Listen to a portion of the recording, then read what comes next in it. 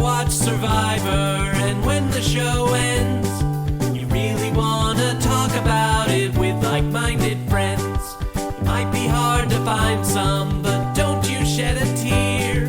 Check out the Purple Rock Podcast, and this is what you'll hear.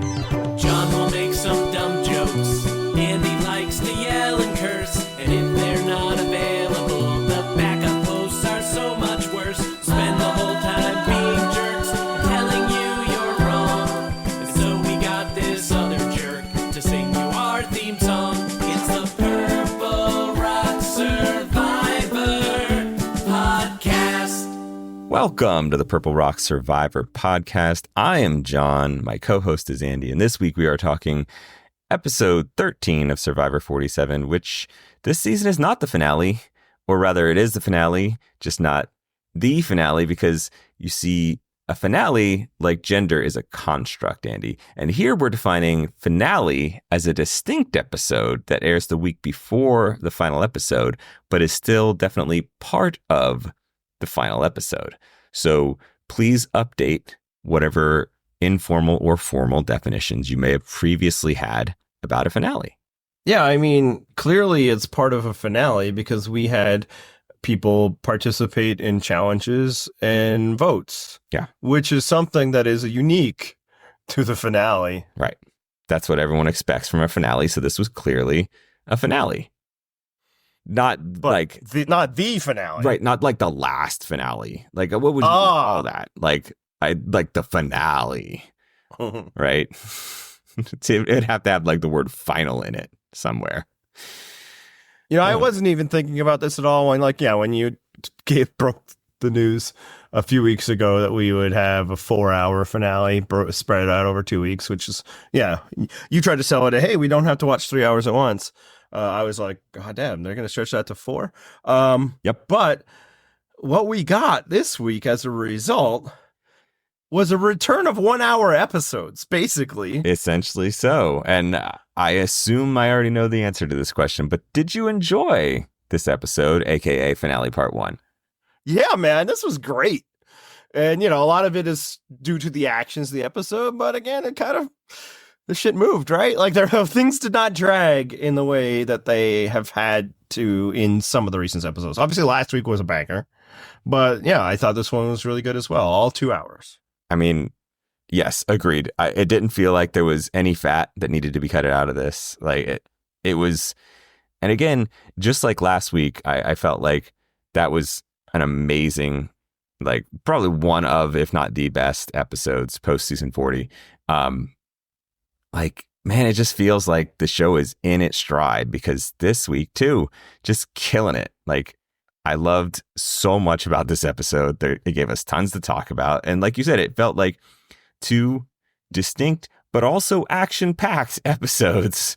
And like, I personally love the fact that there was a ton of perfectly rational gameplay happening. Like, it didn't feel formulaic at all. There were definitely some fuck-ups still, but there were people like thinking about what would be the best things that I could do for my game. And I love it. Like, there were people actually playing Survivor. There were like all of them essentially, every last asterisk, some very poorly playing, but sure, all of them trying. Yeah. And now I probably shouldn't do this, like bring it down, but I think there's a very good chance this is the final good episode of the season. So that's why I had to be here. So like, I'm just going to preface this now in case it becomes clear throughout the episode. I am not doing well. So I've been sick like for almost all week. Like, it started Monday night where I was like, oh yeah, don't think I'll be working tomorrow. And then I was like, hey, maybe I'll enjoy a nice day off. I did not enjoy that day off at all. It was just pain and exhaustion. The next day, no, still not the Survivor day. No, yeah, yesterday when we watched Survivor. Started to feel better, like the fever had broken, but like the other, cold-like symptoms started coming out. But I'm like, oh yeah, I'm recovering. This is it. And then I did not sleep last night. So today was a lot of that. So but to relate it back to what we were saying, I want to talk about this episode. Yes. Also, I do appreciate that you made it sound like you might be dead by next week. You just you phrased hard to that in say. such a way that it left it open-ended. That's right. If I only have so much time left on this earth, Right. I need to spend a good 60 of those minutes with you, John. Oh, I appreciate it. But at the very least, we do have 2 hours of amazing Survivor to talk about. And I think we should start with a quick flashback to last week, because that's been a recurring theme in a couple episodes. We've been jumping back to earlier points of the season. I'm just going to jump back to last week. Yeah. Was Andy's play still the correct move in hindsight? Both of us last week, very supportive of it, of course. This week, we got the very quick outcome and consequence of that. So was he still right to make that move? Yes, absolutely. Of course. We baked it into our analysis. Yeah, yes. Go ahead. We said at the time, like, if he tries and fails, that's fine. I mean, I think what actually proved it to me is that, later in this episode, he makes his case to Rachel, and she was convinced enough to vote his ass out, right? Like, he is essentially talking up his game, which of course includes last week's move, and she, seemingly at that point, for the first time. Yes, it just seemed to like all click for her that like, oh shit, Andy has actually been playing well and like has done a good job and has a signature move, and like it all came together for her enough that she probably thought, oh man, he could get votes at the end, possibly even mine. That then proves that what he did last week was worthwhile and was the right thing to do, because it convinced Rachel that he was a legit player. Yeah, and look, some people will come back and be like, the jury just still didn't seem sold on Andy. And I think, I believe we said this at the time. If not, we have, through the magic of flashback, we can now. Yeah, it wasn't a one move thing. Like he had to do something to change the perception of him. Did it mean that like right away now is his game to lose? No, but like you had to start there, and then he would have had to continue doing things, most especially eliminating Rachel from the game. So no, look, it doesn't matter that he lost earlier than he might have if he hadn't done this move. And this is a big key. It actually might not have changed his placement at all. Yep. Because let's just run it back. So say last episode, he doesn't do any of this, and they give Teeny their way, and they vote out Sam. So Sam's gone. Caroline's still in the game. All right. So this week, let's just assume Genevieve wins immunity like she did. Obviously, there's some butterfly effect, and sure, Caroline could have been very good at that challenge. But like Probst does say that Genevieve did that faster than almost anybody ever has. So, like, it was a really big performance. Genevieve's immune. Again, Rachel is immune through the idol. Are we not sure that they just would have voted out Andy anyway? Like, exactly. Sam's not there. Yep. Like what they were saying, that group was that, we're going to pick off those three, the preferred order being some form of Sam, Genevieve, then Andy. So they, Sam's gone. Genevieve isn't an option. They could have just stuck with that, or it could have been like, what happened here? They're all like, yeah, but we should get rid of Rachel. She's really dangerous. She plays her idol. And maybe, because she's not, she's worried about it. She wouldn't necessarily have the same, dead on intelligence to play it. But I'm confident that Rachel could have sniffed it out. But maybe she does it in such a way that she still votes for Andy. Because she's like, Mom, I have a feeling that I might need to play my idol, but I'm not sure. So I'll do what the plan with the group is, which would be Andy in that scenario. So it's like, he literally might have gone out at 6 anyway, even if he had done nothing. Right. So, yeah, no, look, I don't know if it would have helped him win what he did. Maybe there was no path for Andy to win. But, like, damn it, try, Yeah. I think, I think we mentioned last week, the odds were, it was still a long road to the end, and he still had a lot of things that he would have had to work out to get to Final Tribal and to the win.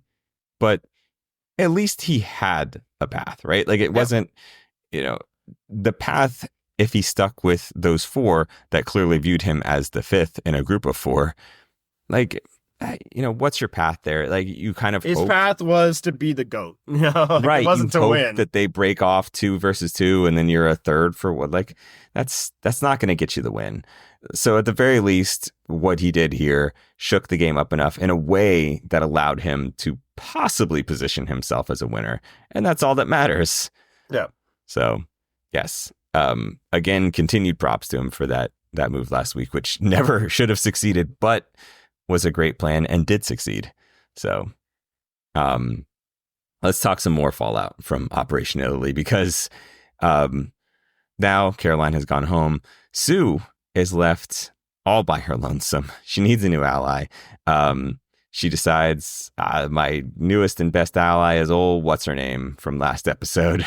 So now she's Rachel's. Friendship with Caroline ended.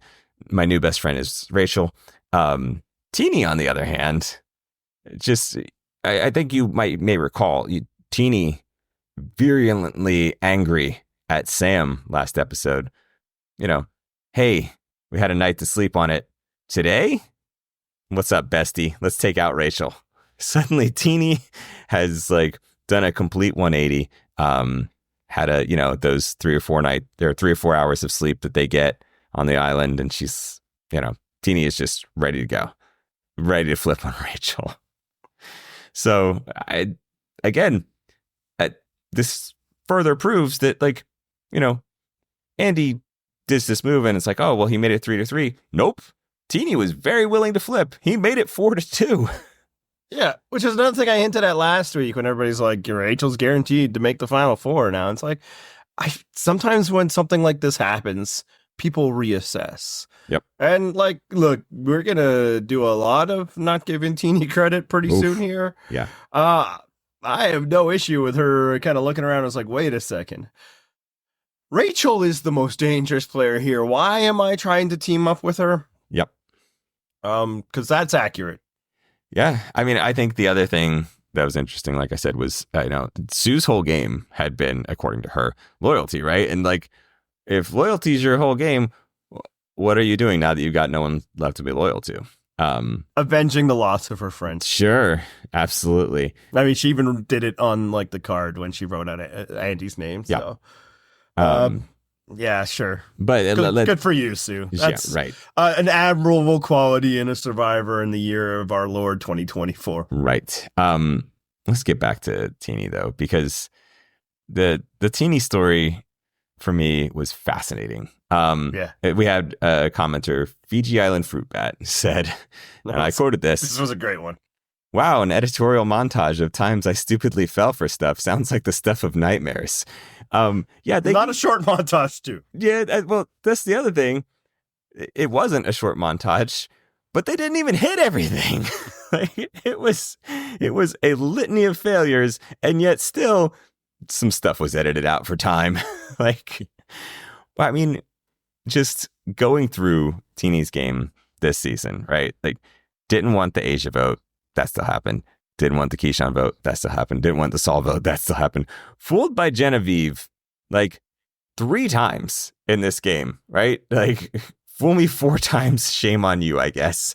But fooled with this fake idol plan, then gets sold by the Operation Italy group that this was a happy accident. And then later they call it openly Operation Italy, which I don't know. If it's me, I'd be like, oh, your accidental thing has a name? That's weird. I think on that I want to speak to. Sorry if I'm go ahead. Totally mess your flow. Obviously, everything that we see in the show, we don't know the chronology of when it happens. But when it's presented to us, and thus it could represent when it happened, it's possible that Teeny finds out the name Operation Italy and the details after Sam has told her about the fake idol. Possibly. So when they were completely fooled by hey, we didn't know, crazy how it even worked out for us.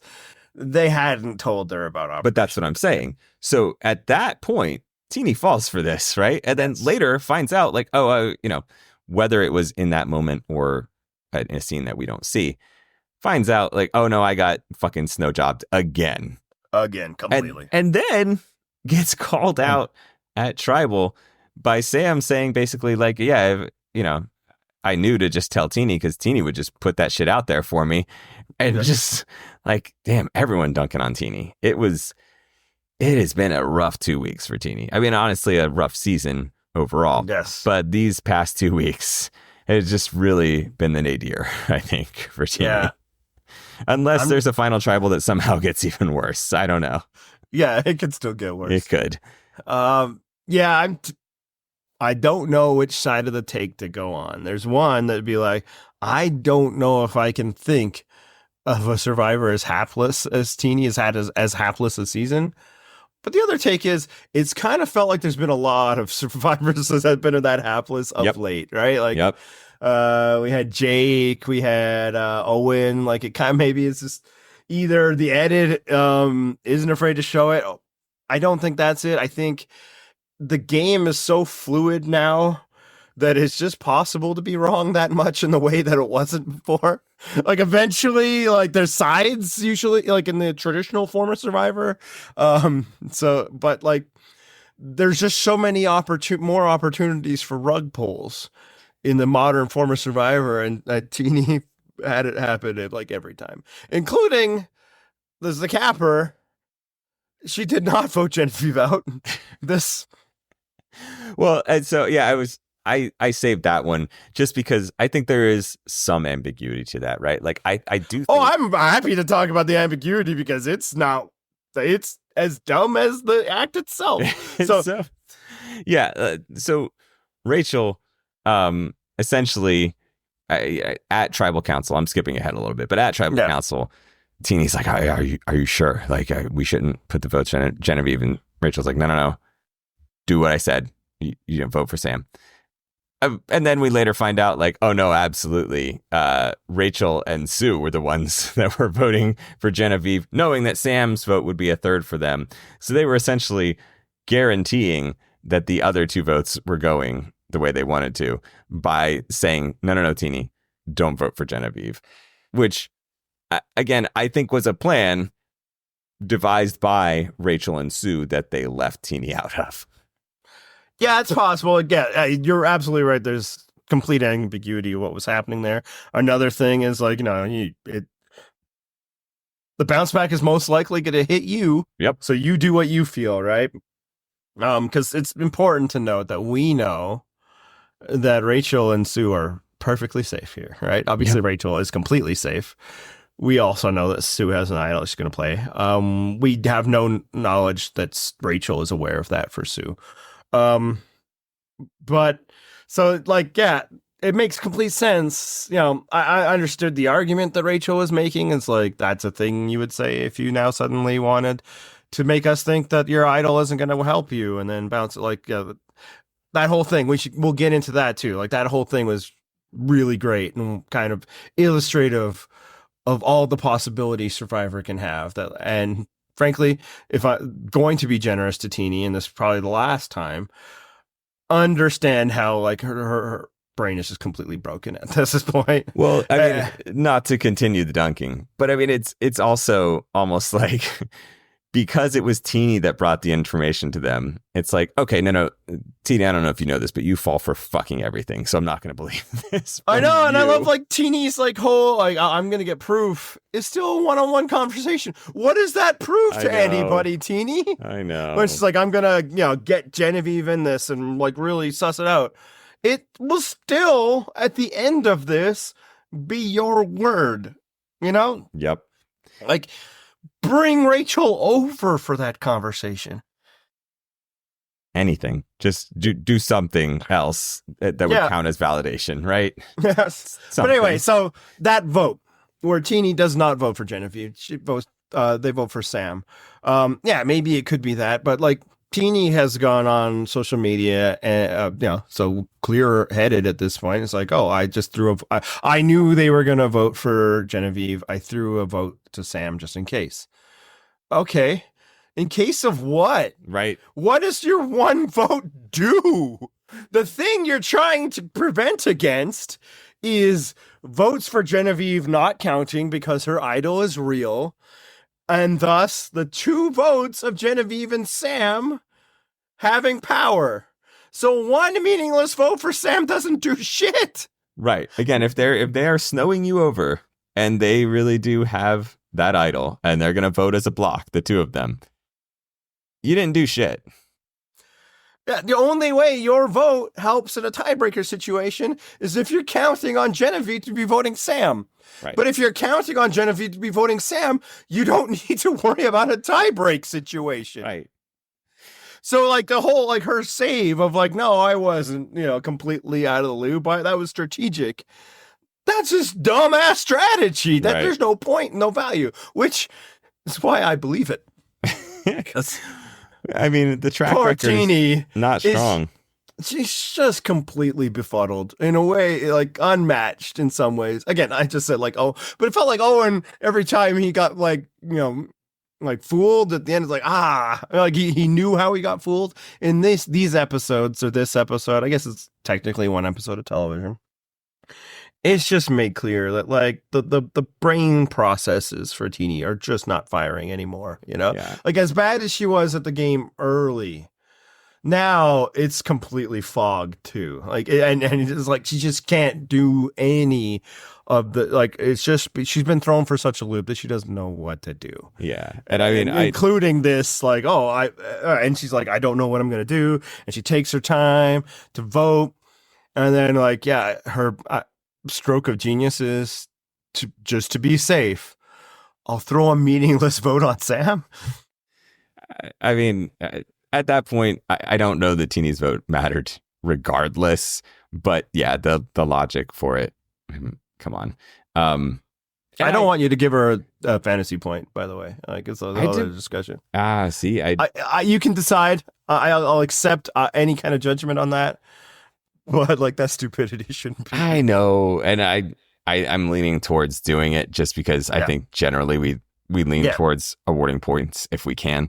But yeah, I had the same problem, and I feel bad too because Teeny is genuinely like seems like a likable person for the most part watching this season, but man, just the emotional game is just getting played so hard against Teeny, and Teeny's was very open about like, oh man, my strategy is just to wear my emotions on my sleeve and be an emotional player, and it's not working out. It's not going well.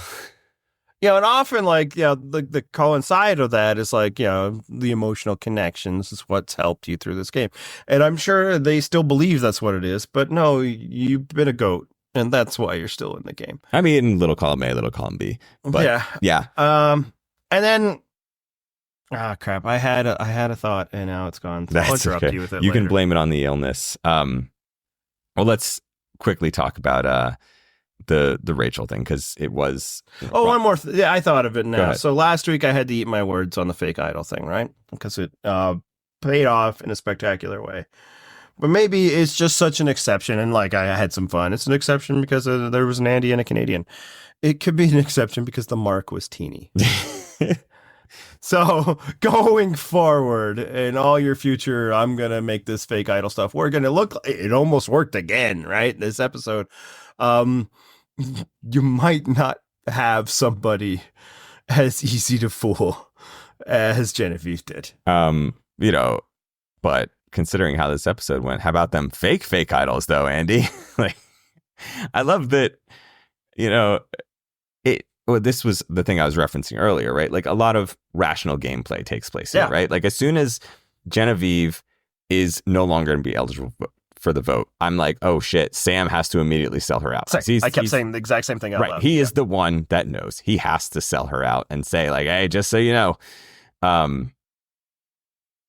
sorry, so Rachel wasn't eligible for the vote. I said Genevieve. But anyway, so yeah, Sam obviously has to throw Genevieve under the bus and then comes out and says, hey, that's a fake idol. Just, like here's all the details I can possibly give that would support that. Here's the facts. The one he didn't give on camera, hopefully he did, is like to help sell it to Rachel. Is like, remember that idol I found? Yeah, that would help. I think Rachel be like, oh, okay, yeah, that tracks. Right. But we didn't see that. That was the one I was saying out loud. It's like, you should tell. But again, we only see him really like relay it to Teeny. I do like that in Tribal Council. He confirms like the plan is like, if you need information out there, you just tell Teeny. Mm-hmm. Gets confirmed by her like blowing up Rachel's spot of her idol at the reward challenge. Yep. Anyway, continue. Yeah. So the fun part was that, like, this was rational gameplay on the part of Sam, and yet it still didn't work because, like I said earlier, Teeny has been fooled so many times that when Teeny presents this information to Rachel and Sue, it's like, I don't know, man. It seems pretty easy to trick you. Like, Yeah. I think there was some degree of like, well, this could be a plan, but also like, well, consider the messenger here, I mean, like, two things, right? And it just shows what a smart, rational player Rachel is. Because when she said that, I'm like, yeah, no, that would be the next way of trying to make your idol work for you. Yep. Is to draw votes to yourself.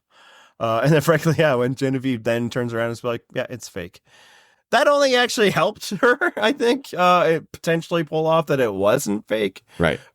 Which I don't know was what Genevieve was doing. I think at that point she was just tired of lying. I was just kind of like, I think she felt bad for Teeny in that moment and kind of realized the jig was up anyway. Because I think Genevieve always knew.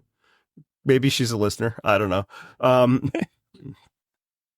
The shelf life of fake idols is very small, right? Right. But yeah, no, I thought it was so fascinating because it's like, if people are always lying to you, then when do you believe? Like, it was everything that's like really great about this game in those moments, and the moves and the counter moves, and yes, how much about it was.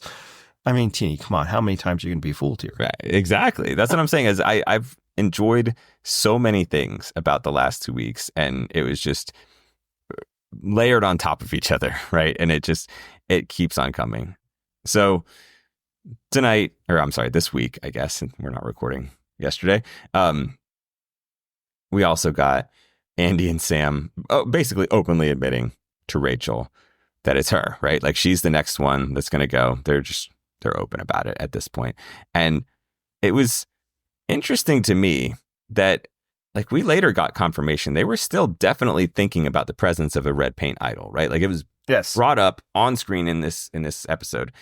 So they had to have narrowed it down, presumably, to it being Sue, or it went home with Gabe, Kyle, or Caroline, right? Just because I'm pretty sure it came from that beach and they knew the red paint was there. So, and again, they don't know for sure that it's an idol, but they called it red paint idol. They had to be thinking that it exists, right? So, again, that thought was in their head, right? Now, if Sue doesn't have it, that means it went home with someone, right? Which means it's out there to be found. No one was worried that Rachel had it? I will say, like, Sam does say that if something were to happen, if there was some counter move, it's most likely to bounce back on me. So I do think he was aware that there's a potential threat. Obviously not so aware that, like, they avoided telling Rachel that she was the target. Now, one thing I want, and most people have figured this out, but there's a lot of moving parts to these things. So I know some people are confused, like, oh, they really screwed up not splitting the vote. That wasn't an option. They were fully aware that, like, the four of them were only going to have 3 votes because of the public knowledge of Rachel's block of vote, and that it was going to be, unless Rachel just really likes souvenirs. And frankly, I think she still keeps the parchment. I don't know if she needs to turn it in or whatever. I don't know how that works. I guess we didn't see the mechanic. But yeah, so they knew that they're, like, splitting votes wasn't possible. So then the question is, do we think that Andy and Sam telling Rachel is what made Rachel play her idol? In which case, huge backfire. Well, and for me, I don't think so. Like, I think it confirmed it. And then we obviously get the scenes of, like, well, maybe I can convince Andy not.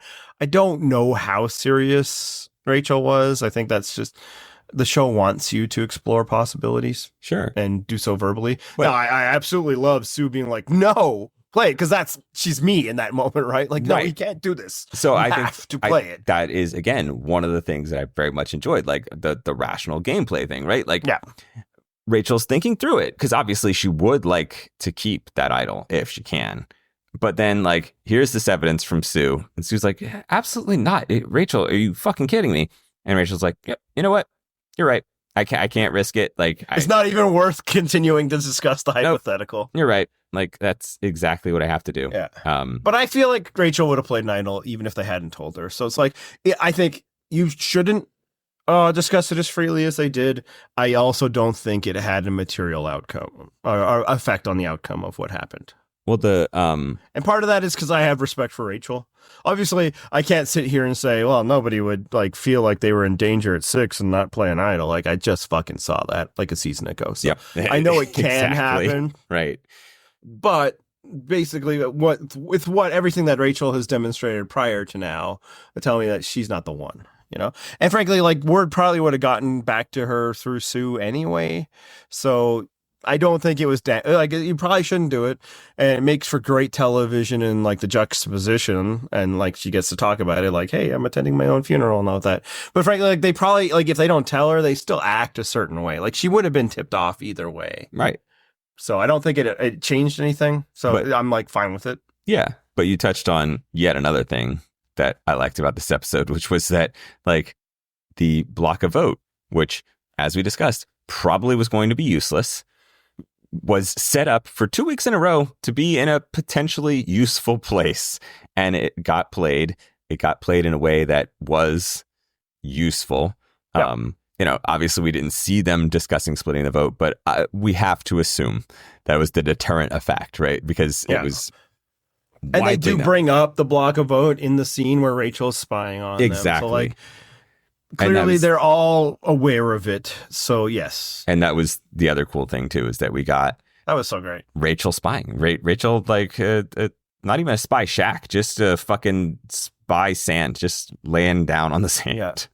And if anybody's like, how even? It's like, it is so dark there. Like, he just can't see there. And it's like, oh, what about the cameras? Cameras are so often everywhere that they become background noise that you just filter out. And right. The experience. I mean, we I think even saw from multiple different angles where that group was sitting. So there were probably multiple cameras around there. So another camera approaching doesn't necessarily signal anything to them. Yeah.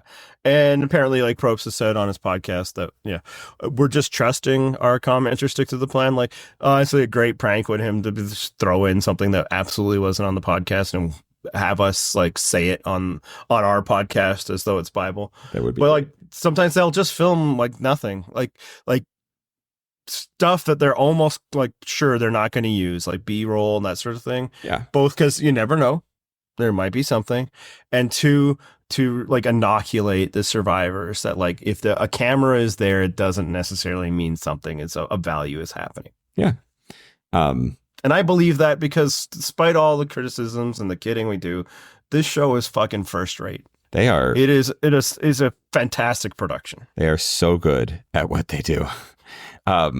Even just the tracking shot at the, Probst talking all about the finale and all that stuff. Like, well done, just the coordination it took to set up that shot.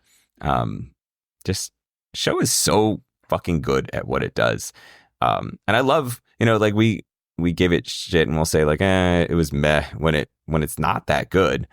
But like we can do that because we've seen shit like the past 2 weeks, right? Like we know that this is what it's capable of. So when it gets an episode that's fine, we just say like, that was fine. Relative to what Survivor can be, that was fine. It can clearly be much better. And as the past 2 weeks have shown. And those are always my favorite reviews that we get in podcasts. We're like, these guys don't even like the show. It's like, man, we talk about it every week. Right. If we talked about every week that it was good, then what value would that be? Exactly. Sometimes it's good. Sometimes it isn't. A lot of the times it's in the middle. And we're trying to give you our honest opinions. Right. Thanks. That's how bell curves work. Yeah. Most of the episodes are just fine. We're not paid by the show to promote it. We are not here to convince former players to be on our program. Oh, gosh. Yeah. Because it's not really a hard thing to do. No, absolutely. Not interested in interviewing anyone. Thanks, but no thanks. Or two dudes sharing their opinions on a TV show that they watch. And when it's good, we're going to say it's good. And when it's not good, we're going to say the same thing. And again, most of the time, it'll be like, I didn't hate watching it, but it didn't excite me. But lately, man, it's been exciting as hell. Yeah. And, I think we should talk about the two big dogs. Yes. Two. I mean, I wanted to check their math on that, but let's get into it. I mean, I personally, and I know that you feel the same way. I love some earned arrogance, right? Yes. And Genevieve and Rachel. I mean, I feel like one of them definitely earned arrogance. The other, just maybe some stolen glory there, some stolen valor, whatever it might be. But yeah, they just openly flouting like, oh man, it's me against you. Really?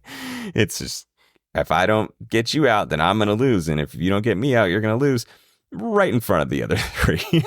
Just to the point that like, hey, no shade on them at all for having the discussion because it's honestly seemingly true. Very dumb to do in front of the other three, yes. But off in the forest by themselves, great, have at it. I love that scene. I love them just like openly saying like, just so you know, I'm coming for you. Nah, I get it. It's a game. You got to come for me. I got to take you out. We're going to do what we're going to do. Even when Rachel was kind of like in her confessional talking about like, how great is it that like, this season is being defined by this rivalry of two like professional women in their 30s. And it's like, that is great. It is. But I need to check your math on this. Yeah.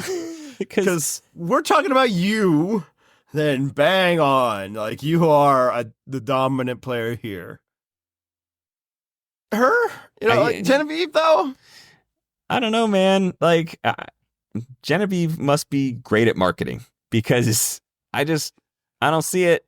I mean... Yeah, and look, man, I'll say that, frankly, just the way those conversations came up, way people have talked about Genevieve as a threat, she probably was at that moment the likely person to win, if not Rachel. Right. But like one of these things are not like the other. Like, and we've been banging on this drum all season long. I'm not going to change my tune. Like, what has Genevieve done? Yeah. That's the thing. Genevieve definitely made a move at one point.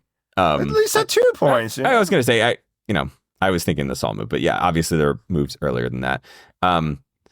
But just, why? It was a disastrous move. Why are we giving credit for that? And again, perception and all of that, maybe it's like, oh man, respect to her. She could do things. Okay, man, anybody can do things that are bad for them. Like, right. If you want to have a self-inflicted wound in this game, most people would be like, have at it. I will be happy to help you with that. Yeah. And I'm guessing there was like other things like, maybe she has a way of dealing and talking with people that like kind of starts to convince them like, yeah, maybe, but how convinced was anybody? Like from the moment of the Saul vote, she was in the crosshairs of the majority of the people there. And it's like, well, she survived, but it's like, yeah, well, Kyle was still there. Like there's things, man, there's context, but she was always in trouble due to her own thing. And like there's debate over whether the Keyshawn move was good or bad. I landed on bad. Other people will defend it as good. I think ultimately it's value neutral, right? Like it really didn't matter. But what's important to note with that move and the Saul move, the two ones that she could really lay authorship to, is neither was actually hard. Right? So the Keyshawn move, she went to the guy who had access to 2 votes and says, I'll vote to make 3 against a group of 3 other people who would have one vote amongst them. And look, man, they turned that 1 vote into a 4th. So I guess that's nice, but unnecessary. Like, it just wasn't hard to do. Hey, they're going to vote for you. So don't let that happen. Instead, use both of the votes you have to vote the way I say. Ooh, what a mastermind. Right. And then the Saul one is like, hey, tight group of 4, they're coming after you. How about I turn on my ally and vote with you instead of voting against you? Yeah, that's a freebie. Again, like, these weren't hard moves because they were dumb, and she's getting credit like she's like this big time player. She's her and Rachel are the 2 top dogs, and it's like, again, I'm not sure what separates her from Sam. And I mean, here's the thing: like, we shouldn't act like Rachel has this like perfect impenetrable resume. Like, no, Rachel obviously got screwed over early on by the whatever. She is still alive in this game due to 2 extremely fluky events. Right. And she lucked out that, that first vote was Annika and not her. And then, kind of coasted for a while and was able to do so. And then, when it came time to start playing, though, Rachel has played very well, has made moves when necessary and backed the fuck off when not necessary. So she built allies. Like I think I've been impressed with her game. Exactly. I do want to just hit on those fluke ones now, even though it kind of feels like it's a discussion that could happen next week. But whatever, we'll find other things to talk about. So she was going to be voted out of this game. Yep. And then Saul saved her. She was just gone. Yep. That one, I don't know. If the time comes to evaluate her as a winner, which is a fool's errand, but kind of we'll do it in generalities. There's no denying that she would have been voted out. But that one almost seems value neutral because she was only in such a precarious situation due to another fluky situation. So they kind of knock each other out. She got shuffled into a group where she had no allies, and the other group was entirely a tribe, and then got saved randomly too. So they're kind of nothing. And then her idol, which is the other, she was going to be voted out this episode if she did not have that idol. Complete fluke of getting it. It's only because she bid on the item that had the scroll for the clue. She ordered didn't find correct it. Dish. Yep, that's it. And even there, and I'm not going back to watch it, so it's possible that this isn't the exact sequence, but for the most part, because of the changes they've done to the auction, the winner of any given item is just the person who has the most money when that item goes up for auction, right? Right. There's not even you can't even be oh, well, she really, held on and bid for that. Frankly, when other people have gotten big time advantages in auctions, there was levels to it. They held on to all their money. They had to do a whole lot of things. When Danny, got her big advantage in Guatemala, which basically changed the auction forever and ultimately ended it. When Mike, nobody was voting about trying to spend their money because they knew we need that reward. She just gets it randomly, probably just because it's I need to get rid of the money I have, and I'm currently the person with the most, so here it all is. So it's complete fluke in the way not even other idol finds, fluky that you find it and somebody else does, but at least you put the work in. She was basically gifted an idol, in a way that there's going to be a lot of Rachel supporters who have probably spent a good amount of time online railing against other idol people who have saved themselves with idols and gone to conspiracy theories. Are oh, they just put that right next to so-and-so. They just handed her something. Now, again, I don't think the show handed her. No. It was going to be whoever got that. Of course. But that's why she survived, right? That said, she actually fucking played it, which in today's day and age of Survivor is no mean feat. Yes. More than that, she still had it to play. And kept it from everybody. It was a complete surprise. Yeah, told nobody until she told Sue here, which was fine and probably actually helpful in some ways. Yep. But she was she felt she was in trouble several episodes ago. A lesser player would have played their idol then. Not Rachel. She did the shot in the dark ploy. Yep. Which so we have said many times, try it. And it worked least. Absolutely. She got the read she needed, and then she still had her idol to save herself now. So I'm now not worried that the fluke idol saved her, because her gameplay complemented that enough that, yeah, man, she's really been on it. Which, given all that, will this season now suck if Rachel doesn't win? I think if she wins, we're talking this is an upper tier season at this point. So that's how I'm feeling right now. It's been good for few, and it's hey man, it's only a couple episodes in a row, man. Sometimes that's all a season needs. It's a nice upward trajectory, and then some peak stuff, and then it could cap with somebody who I feel would probably be the best winner in the new era. I'm a Jam stan, so I'd have to give some thought on that. Right. And it's not over, so I'd have to see. If it's not her, I don't think it'll be a bad season. I think it'll settle back down to this was a middle of the pack season. Mid-tier, of course. Yeah, it's it's interesting because I had the same thought about like, there are occasionally seasons that like it's just the last few episodes that really make or break the season. And I feel like this is an elevated version of San Juan del Sur, which mostly sucked, right? But then the last, two, I don't even want to say three. Let's say 2 episodes were really good. And you're like, oh, well, shit, that could have been worse. Like in this case, I feel like the season's been fine. Yes. Until now, the season's like, oh shit, if this is the point we're ending on, we are ending on a high point.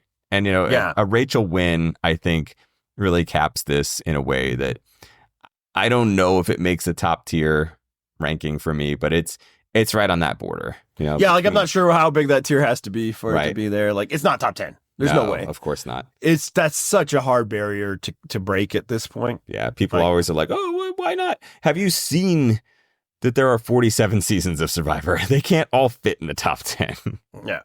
So, and this then moves to the next question of, is this season good now? I think now, yes. And like as a naysayer of San Juan del Sur, I think a key difference is it was bad. It was bad. Actively we spent multiple episodes in a row like debating food because that was the highlight of the episode. And everybody was down on it.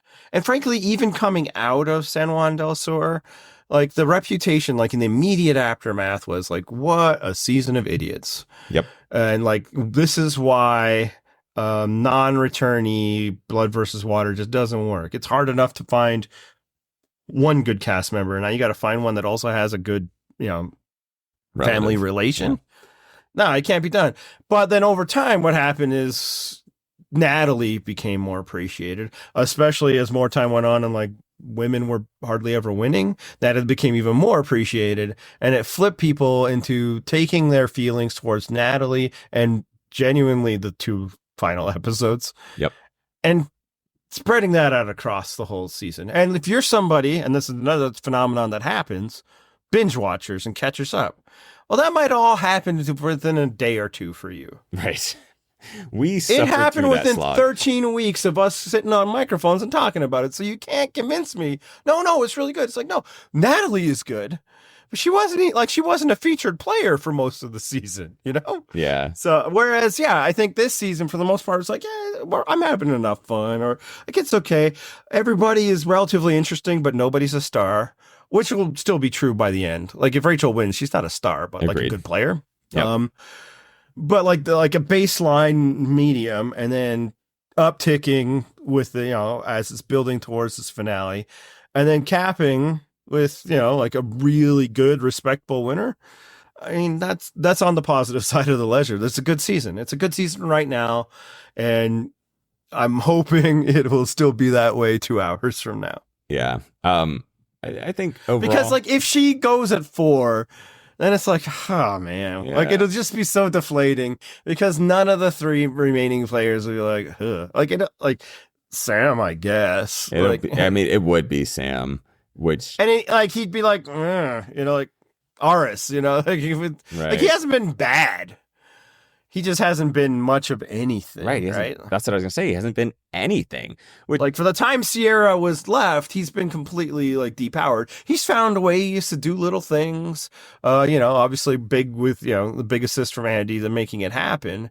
But he hasn't really been able to do much. And like there's been this generalized Sam's a threat type talk. And we've talked about it largely just because he looks the part. Right. But every time when it's been brass tacks, like, okay, it's time to get rid of somebody, he's never actually been threatening enough to pull the trigger on. Yeah.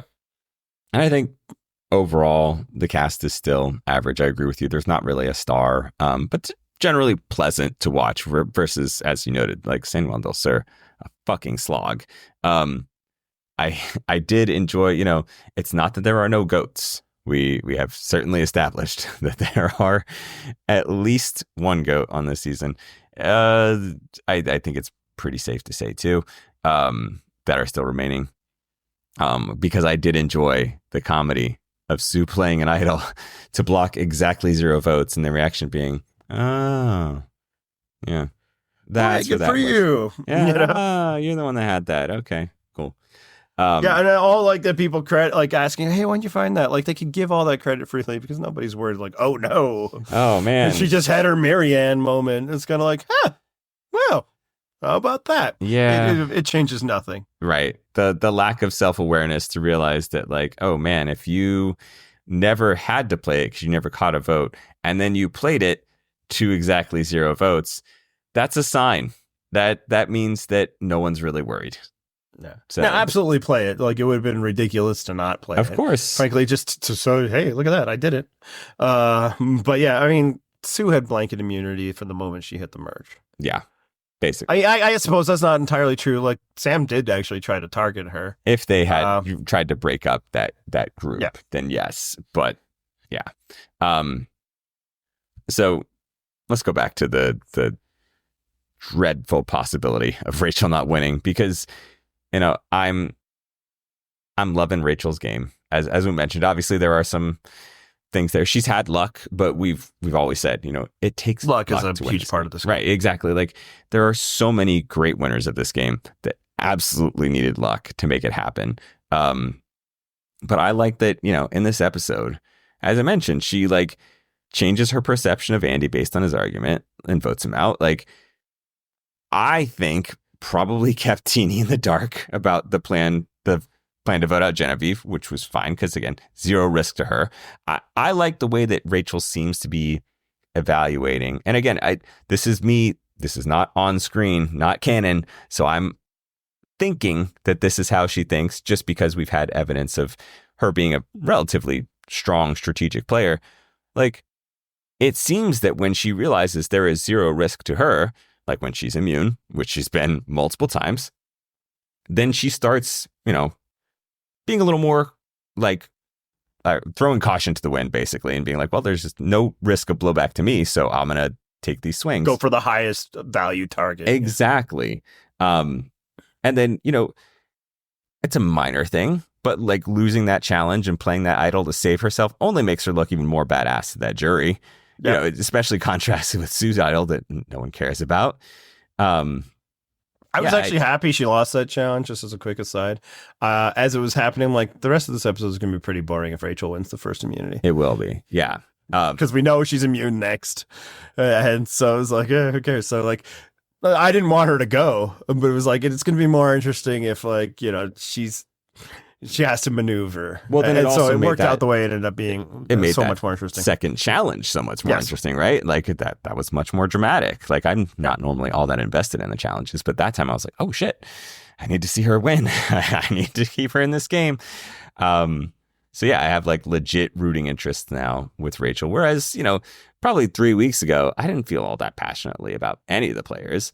And yeah, like I think it's like, Rachel could has the path to be like the most respectable winner, right? But it wasn't like excited. It's like I like her from first episode. It's like the way she articulated her reasoning for doing things. It's like there's something about her. Like she feels like the rational player that I like, right? And that's bore out.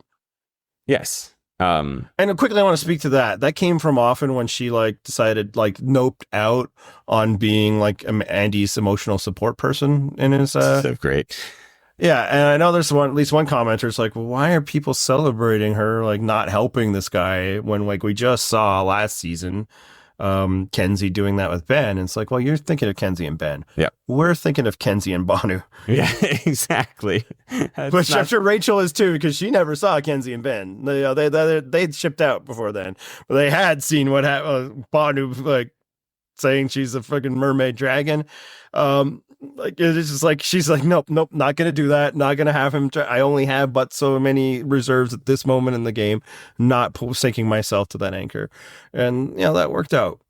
It did. And also was able to roughly redeem that relationship later on, which was nice to a degree, like to a working relationship that they could actually talk to each other, and did work together for a little bit until Andy decided to rationally betray them.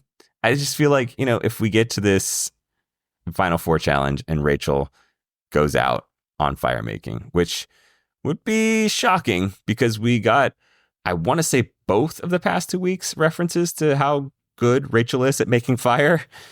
I feel like it happened this week, but it could absolutely. Again, it wouldn't be shocking because like it's just a random occurrence. It right? is. Sure. You could get a strong breeze that's like blowing your fire away from the rope or something like that. But yeah, I think. Yeah, and of late, it's always been like, oh my God, so and so did it in the fastest time ever. Like it's kind of just like. Yeah, like there are some ones like, oh man, it'd be shocking if Teeny won, that would be shocking to me. But other than that, no result in fire making really surprises me one way or another because it's just a random event. Yeah, but I think if we get to that scenario and Rachel goes home, it does feel to me like Sam is the most likely winner because Sue's going to see how much her loyalty got her. I don't think Gabe gives her a vote if Rachel's available. I don't even know if she gets it if, Sam is available. So if it's, I don't know that Sue is getting Gabe's vote regardless. I think she probably has a better chance to get it if it's her against Sam. But I'm not even sure if Caroline gives Sue a vote. And so then it's like, I can't name a person that's going to give Teeny a vote. So we're looking. Yeah, because the thing about that is like, well, Teeny, people like her.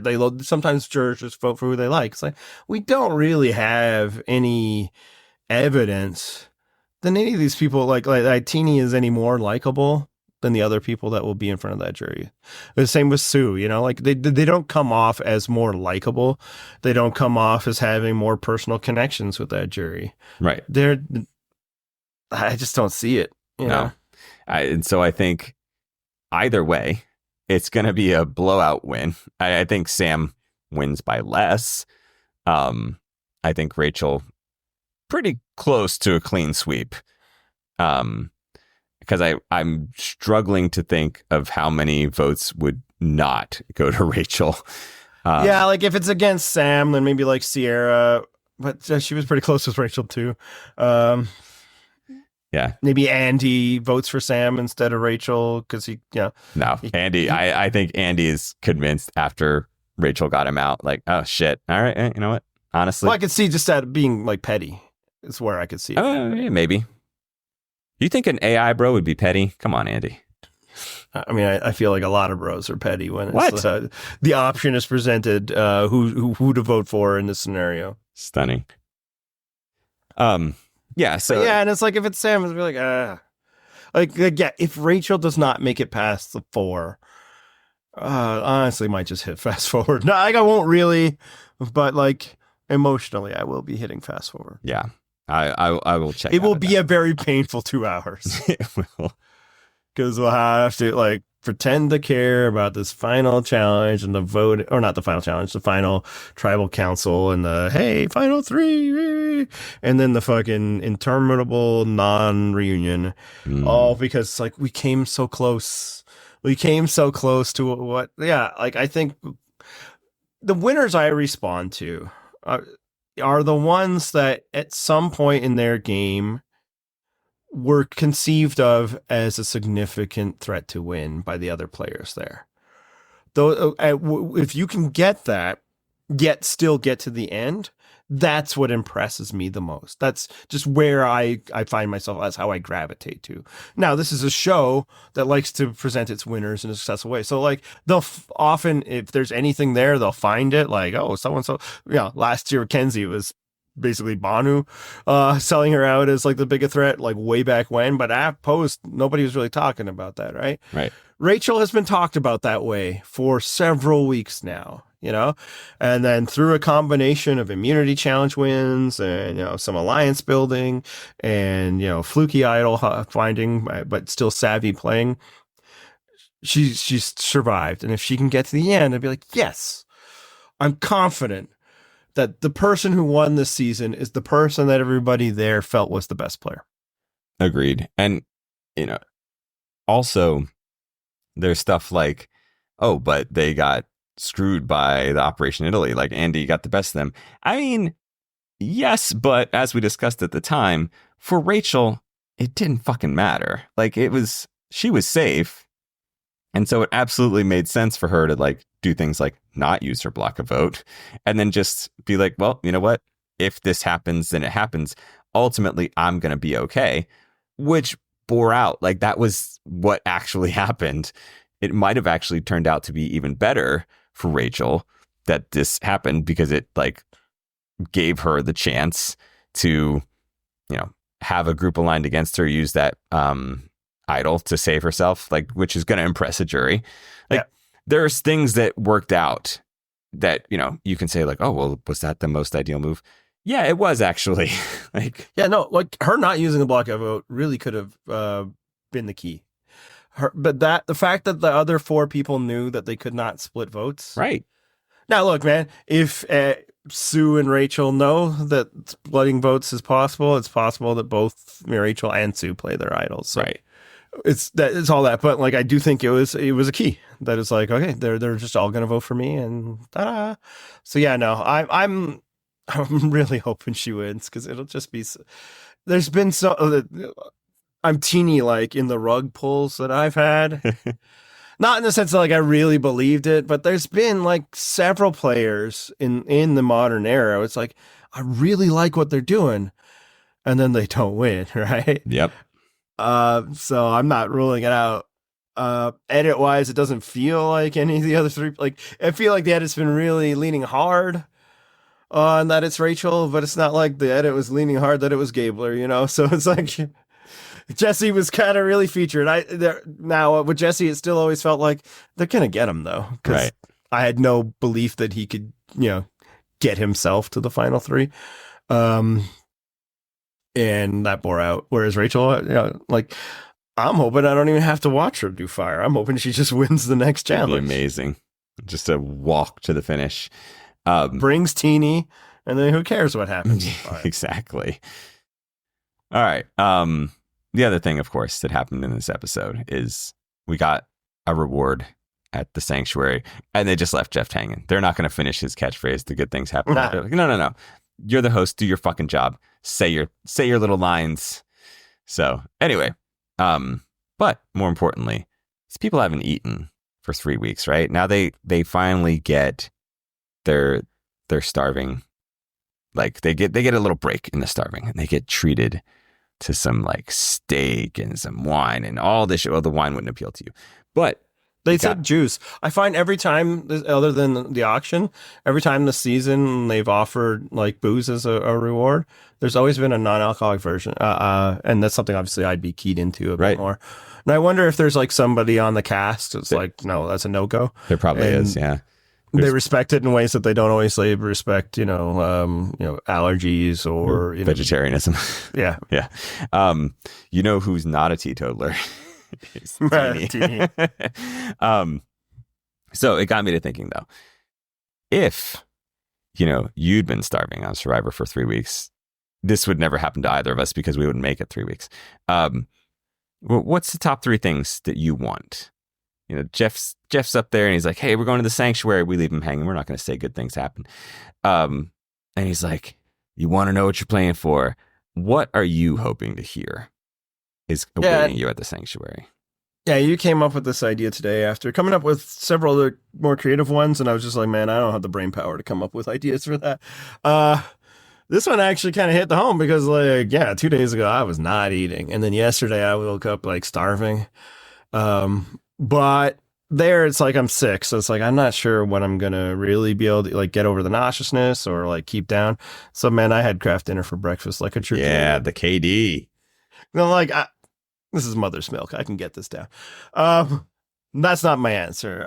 So my number 3, and it's number 3 because it is possibly not a wise choice. But if I was starving, I think I'd want one of my favorite foods.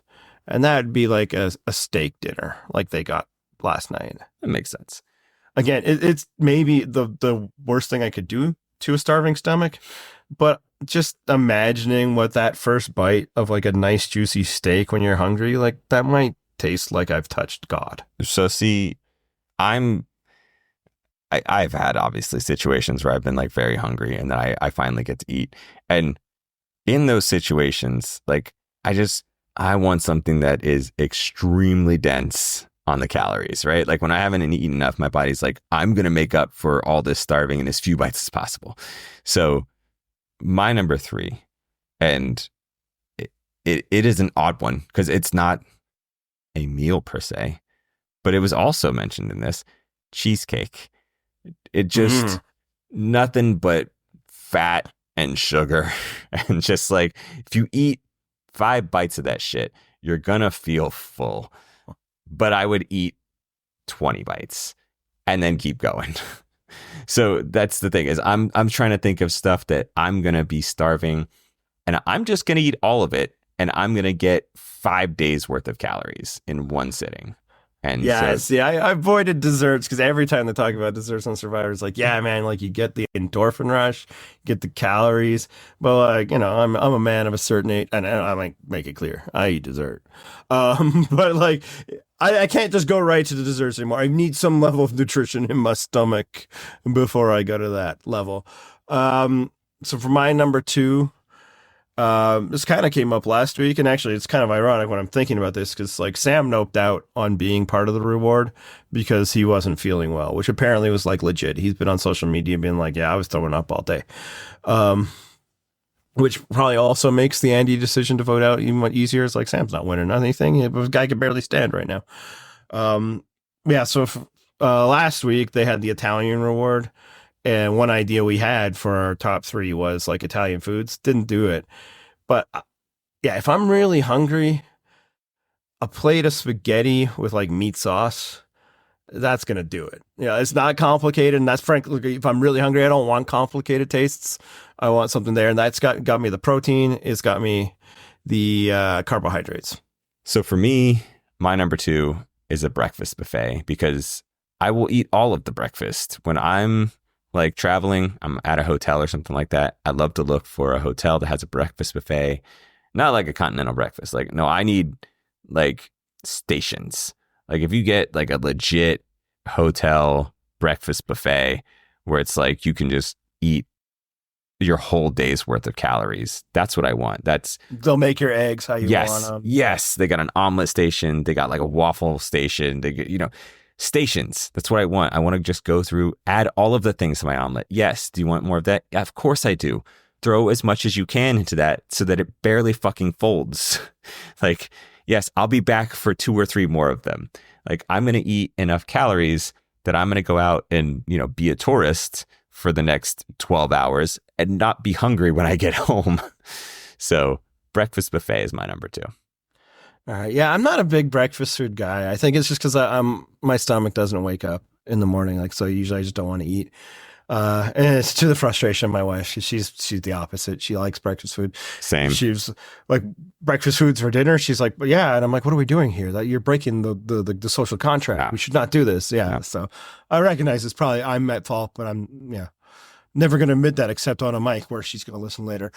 So my number 1, if I'm just really this is what the concept, starving, it's not just about the food. It's about like the physical experience of eating. And like, for me, there's nothing more satisfying. Like, it's just, this is biological. This is going back centuries. Like, I want to tear into my food. I want to bite and chew. I want to hold it in my hands, bite, and like, that whole thing. Cause it really, like, I'm hungry. So I just want a sandwich, like, and then like, this is starving food. So like, let's get like a really nice, like, roast beef sandwich with like really big, thick white bread. And I can just fucking like eat, like tear into that. Like, so it'll just be satisfying both. Like, that's what I'm really hungry for. It's never not going to hit the spot. And like, I like the biting and chewing, the whole deal. Yeah. See, for me, I'm going back to the thing where I just want calories piled on top of calories.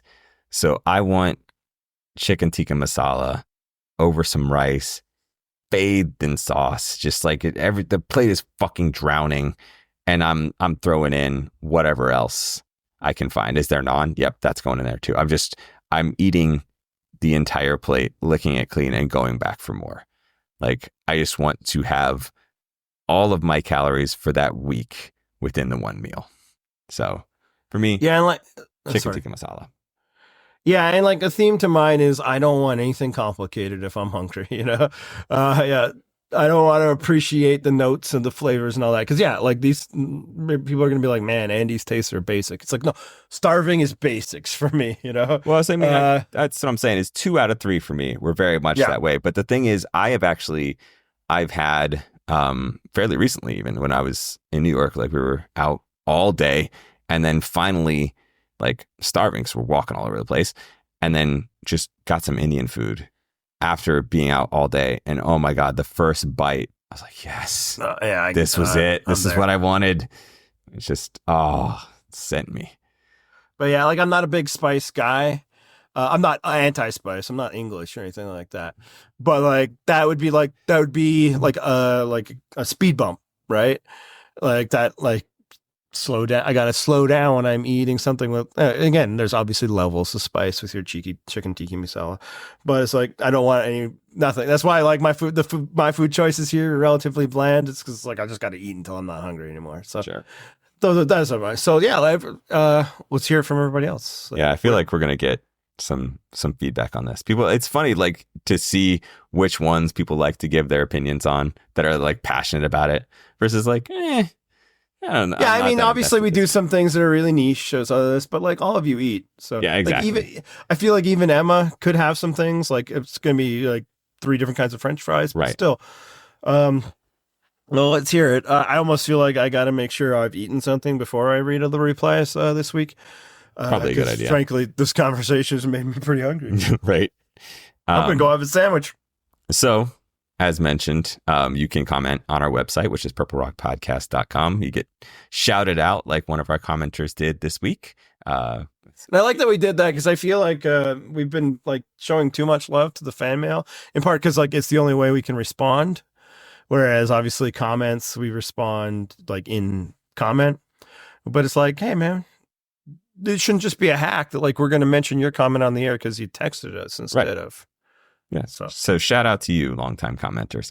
But if you're one of those people who does not comment on our website, even though you should, you can always send us a text, which, as Andy just noted, this is our way to respond to you. So if you want to send us a text, don't do it after the finale unless you're really into waiting for a response. Yeah, you can send comments to us if there's something you'd like to say to us, but we're not going to respond unless it's something like just so fucking there, like that we remember, right? Like months 3 months later. from now that we got to do it, which is given at least 50% of the people involved in this highly unlikely. Mm-hmm. Exactly. Know your audience, just as we know you. All right. So, anything else, Andy? No, I'm going to go to bed. I'm going to have a sandwich and then go to bed. All right. Feel better, and let's hit that theme music. This is the copyright-free outro.